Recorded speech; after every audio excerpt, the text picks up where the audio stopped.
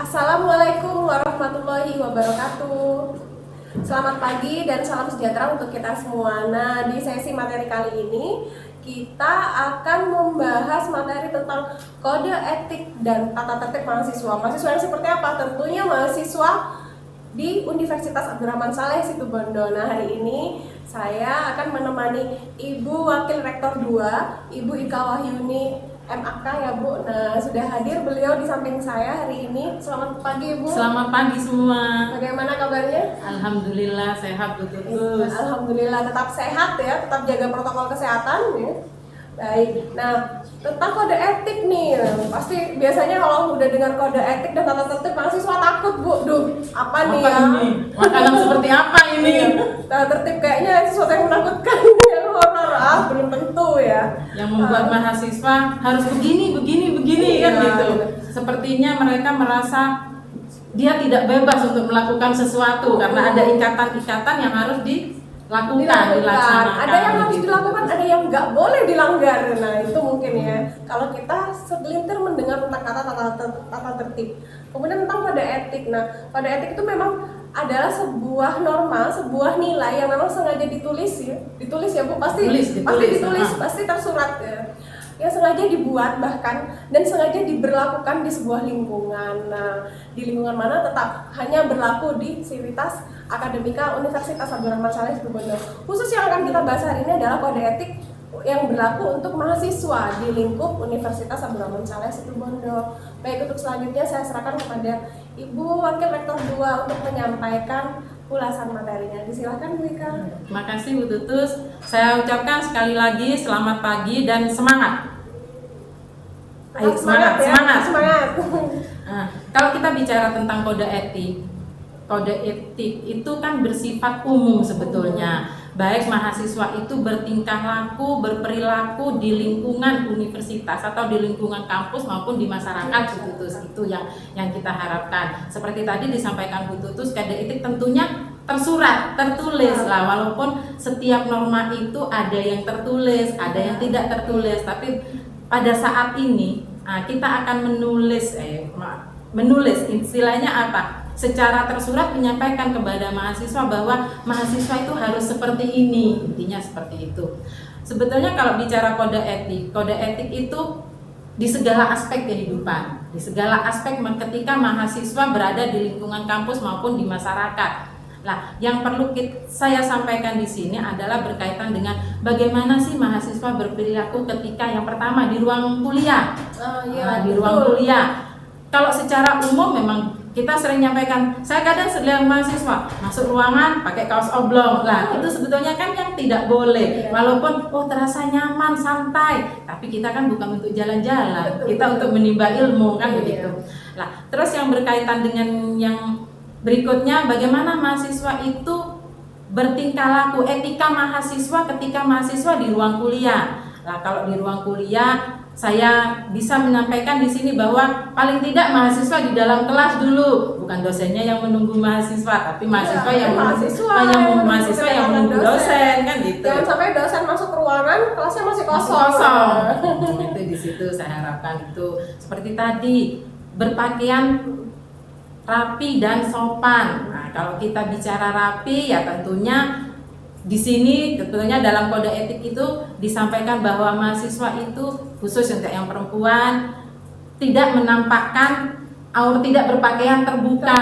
Nah, seperti itu. Apalagi kalau di daerah Situbondo kita sangat jarang sudah melihat mahasiswa tidak berjilbab, kebanyakan sudah berjilbab ya alhamdulillah. Karena kita lihat sebagian kalau saya ngomong dengan mahasiswa begitu, dulu SMA-nya di mana? Saya SMA Mondok Bu, gitu.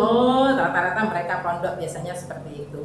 Nah, terus untuk yang berikutnya biasanya kode etik yang berikutnya etika mahasiswa bagaimana ketika dia pengerjaan tugas.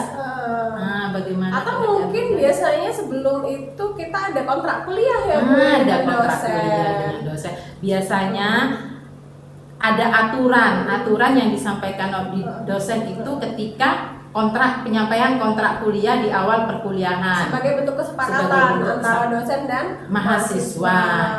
Biasanya keterlambatan seperti tadi, keterlambatan minimal itu berapa, maksimal mahasiswa terlambatnya itu berapa menit biasanya, tentang bagaimana mereka berpakaian biasanya seperti itu. Terus berikutnya tentang seperti tadi pengerjaan tugas, etika mahasiswa ketika mengerjakan tugas, bagaimana pengumpulannya waktunya, walaupun kita kalau tugas kita kan nggak ada tugas harian istilahnya, tugas mata kuliah atau tugas praktikum dan sebagainya, itu ada etika yang perlu dilakukan oleh mahasiswa. Artinya tidak asal jiplak punya temannya.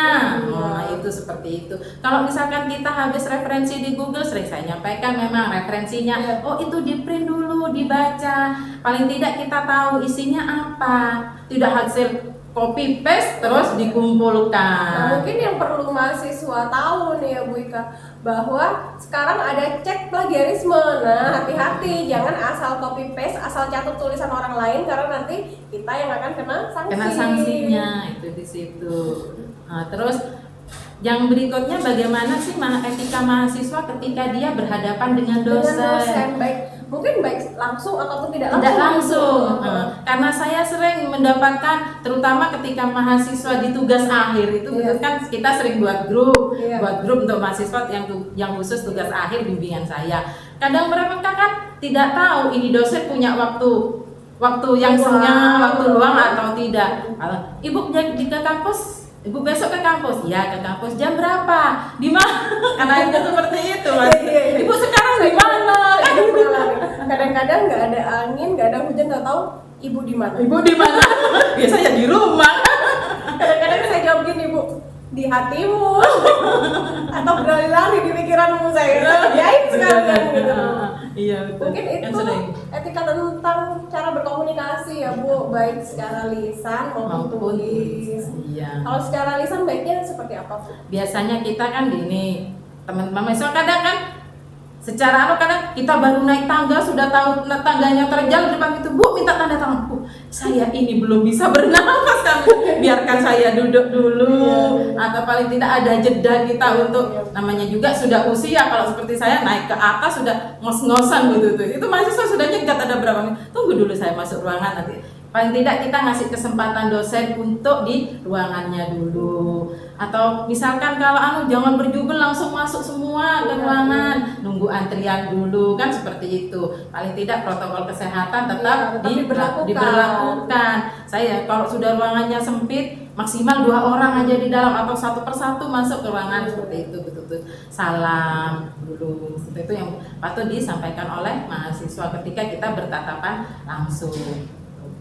Kalau untuk tertulis mungkin sebenarnya tidak terlalu mengikat, cuma kan kita punya ukuran kesopanan ya Bu. Ya paling tidak kan kita menjaga gimana sih pola menulis komunikasi, walaupun di sosial media, walaupun di akun, walaupun hanya chat WhatsApp, tapi kan tetap harus memperhatikan pola kesantunan, dimulai dari salam, dan yang terpenting harus menyebut identitas diri dulu. Ya benar. Karena dosen punya mahasiswa banyak ya, bingung ini nomornya siapa gitu ya. Mungkin itu yang wajib ya, jangan lupa loh ya. Setiap mau menghubungi dosen harus menyertakan identitas minimal, nama dan fakultasnya atau semesternya gitu. Ya kan sering saya sampai ketika bimbingan itu betul-betul chat mahasiswa dari masing-masing mahasiswa tidak pernah saya buang. Karena mahasiswa, Bu saya bisa ini bimbingan yang mana, yang keberapa, karena mereka tidak menyebutkan identitas. Jadi sangat penting sekali ketika kita berkomunikasi dengan dosen tapi lewat medsos, ya kita harus menyampaikan identitas diri kita, karena dosen tidak mungkin mengingat ini mahasiswa yang mana. Bu skripsi saya sudah dikoreksi dulu, skripsinya yang mana, kan saya bingung. Karena mungkin perlu juga judul yang dibahas dan dibimbing oleh dosen juga banyak gitu. Jadi sampai bingung, harus tahu dulu judulnya yang mana ya. Karena kaitannya dengan konten atau isi skripsi. Mungkin selain kode etik tentang pola komunikasi siswa dan dosen, ada lagi Bu Ika tentang ada etika bagaimana mereka berkomunikasi antar sesama teman, sesama mahasiswa, intinya begitu. Kadang secara tidak langsung kita dengan kata-kata bukan bermaksud untuk membuli, tapi akhirnya membuli. Benar, tapi si guyon, maksudnya bercanda, tapi dengan sebutan-sebutan sisi-sisi kelemahan dari mahasiswa. Kalau anak-anak mahasiswa menter istilahnya, tahan banting lah, tidak baperan, mungkin tidak masalah. Tapi ketika mahasiswa itu dia sensitif, itu sangat minder sekali biasanya. Dia merasa, oh saya diejek. Apalagi mungkin arahnya ke arah fisik. Benar. Nah, itu dihindari ya, supaya kita juga tidak ada konflik dengan antar teman ya, antar mahasiswa. Terus paling tidak kita menghargai teman-teman sesama mahasiswa yang berbeda keyakinan. Ya, seperti itu. Tidak seperti itu, kita saling menjaga. Itu kalau antar sesama mahasiswa putus. Banyak sih sebetulnya, tapi kan umum, jadi tidak perlu saya jelaskan secara detail satu. Terus bagaimana kita dengan etika mahasiswa, kita menghadapi tenaga administrasi atau kalau kita tenaga kependidikan, karena mahasiswa kan sering berhubungan dengan mereka. Pasti butuh pelayanan, utamanya pelayanan administrasi di kampus ya, Bu. Dari awal bagaimana mengurus KRS, paling tidak syarat-syarat ketika mereka harus, misalkan untuk KRS persyaratannya apa saja, ya itu harus dipenuhi dulu. Seperti itu, karena yang dilayani kan banyak, apalagi kalau fakultas ekonomi kan lewat di depan itu, gitu. Lewat loket luar. Kalau visip ke dalam, kalau misalkan antri dulu, mahasiswa menunggu di luar, apalagi dalam masa pandemi seperti ini tetap jaga jarak, jadi jangan bergerombol seperti itu. Iya, bahkan kadang-kadang seperti ini ya, ketika mahasiswa harus melengkapi persyaratan administrasi lewat formulir. Nah, kadang yang bersangkutan sendiri belum tanda tangan sudah minta tanda tangan pada buarek. Nah, itu nggak boleh ya. Iya, benar. Bu, saya butuh dengan buarek 2 gitu, mau minta tanda tangan, tapi yang bersangkutan sendiri belum tanda tangan. Nah, ini juga masuk dalam etika ya. Jadi aturan untuk melengkapi formulir dimulai dari diri sendiri, dilengkapi dulu baru kita lanjutkan ke tahap berikutnya ya. Iya, benar. Apa yang disampaikan Bu Tutus itu memang sering saya alami. Bu minta tanda tangan, KRS, KRS biasanya. Setelah saya lihat, kamu ini kok belum tanda tangan? Iya Bu, lupa. Itu yang tidak boleh. Jadi kalian harus tanda tangan dulu, mahasiswa. Biasanya semester 1 kan KRS-an itu, KRS. Jadi diisi dulu yang lengkap biodatanya, baru tanda tangan, baru minta kepada dosen wali. Itu tadi mungkin sedikit sudah disinggung tentang etika mahasiswa yang berlaku di kampus Universitas Abdurrahman Saleh. Aturan umum mungkin Bu tentang kode etik mahasiswa memang sudah diatur secara tertulis dalam peraturan kode etik mahasiswa.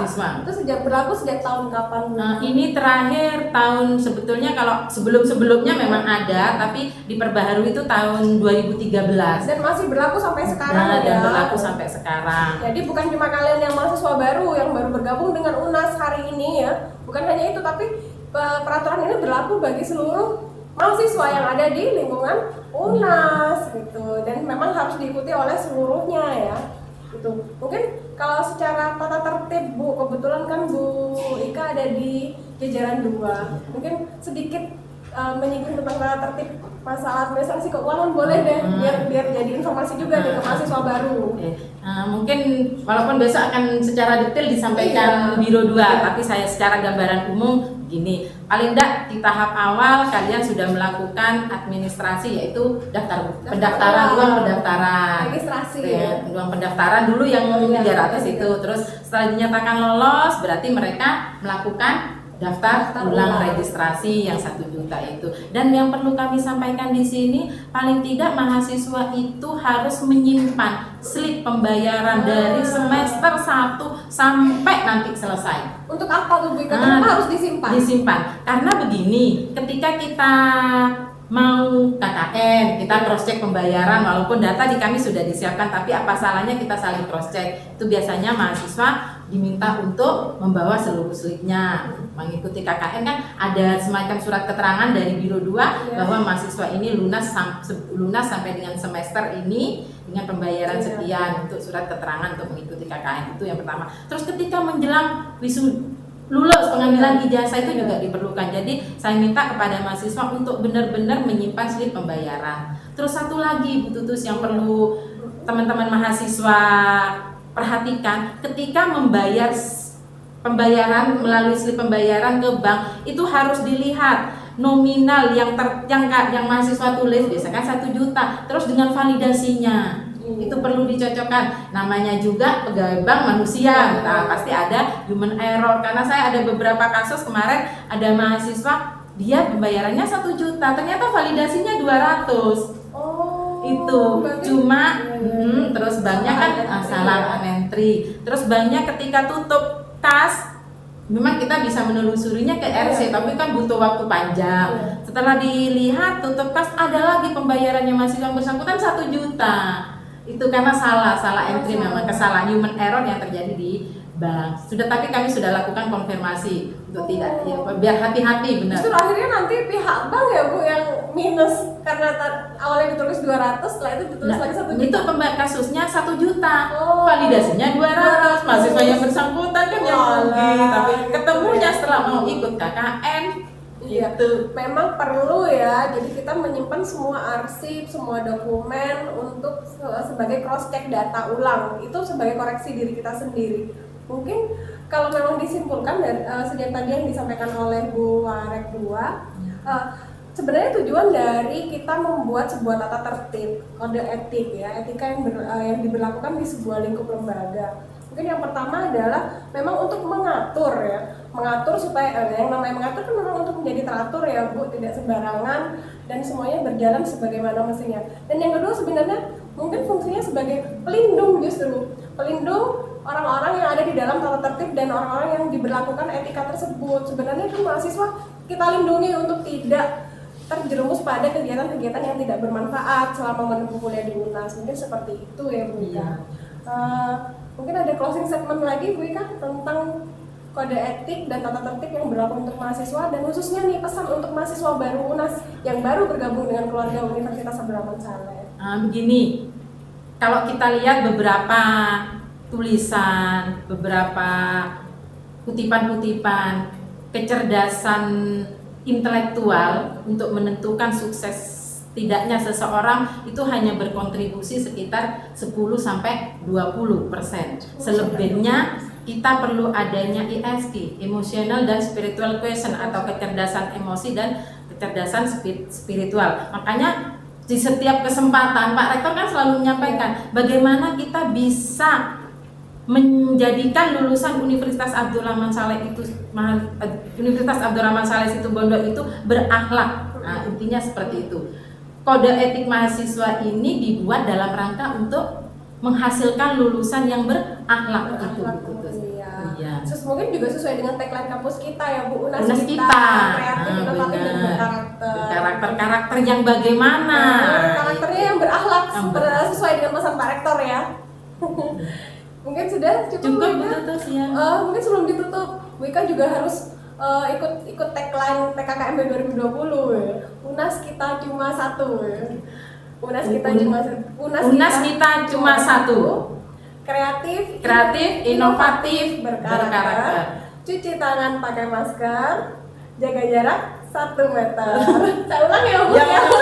Semua mahasiswa baru wajib gitu. Jadi kenapa tidak, sivitas akademika yang lain juga wajib ya. Baik, kita bareng-bareng ya Bu. UNAS kita cuma satu. Kreatif, inovatif, berkarakter. Cuci tangan pakai masker, jaga jarak 1 meter. Baik, saya ucapkan terima kasih kepada Ibu Warek 2 atas kesempatannya memaparkan tentang materi kode etik dan tata tertib mahasiswa baru. Selamat pagi dan assalamualaikum warahmatullahi wabarakatuh.